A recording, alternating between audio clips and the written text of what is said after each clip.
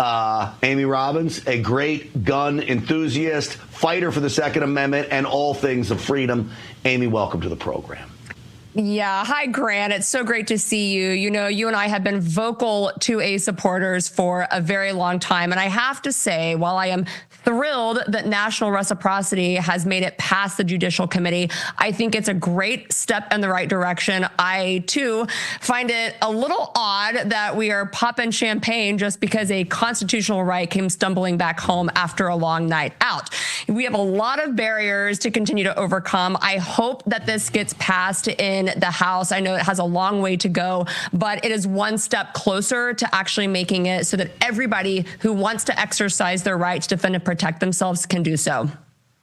All right, I'm going to ask everybody out there, Stinchfield's Army, to help Amy and I with this. Because, Amy, I know you remember, you and I were working at NRA TV in 2016, and national reciprocity was a huge issue the NRA was pushing. We controlled both chambers of Congress, and yet we couldn't get it through. Well, guess what? Here we are in 2024, 8 years later. We control both chambers of Congress.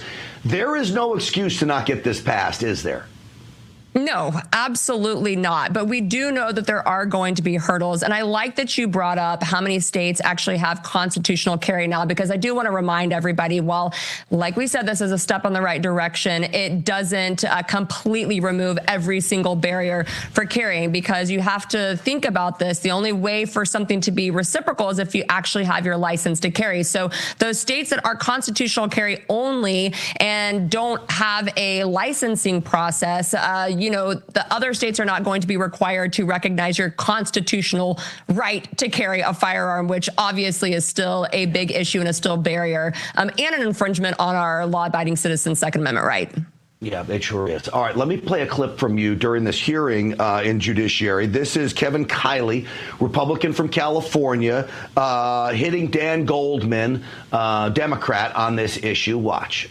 Can you give me an example of any state where CCW holders commit homicide or any crime at a rate that is higher than the general population does? I don't have that data in front of me, but I'm happy to look into it. Amy, I'll give you the last word, but let me just say this. I have data that CCL, concealed carry holders, or CCW carriers, whatever you call your license in your respective state, CHL or CCW, they commit crimes at a rate lower than police officers nationwide. And that's to say police officers don't commit very many crimes, is my point to that stat. It's staggering. I'll give you the last word.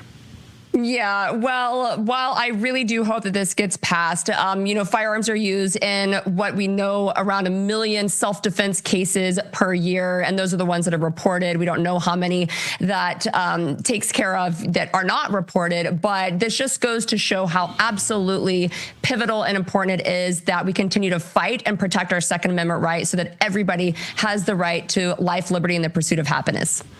Yeah. Amy Robbins, is always great to see you. I urge people to check out your company, Alexo Athletica, as well, which does such fabulous stuff for concealed handgun license holders, both men and women. So we will see you soon.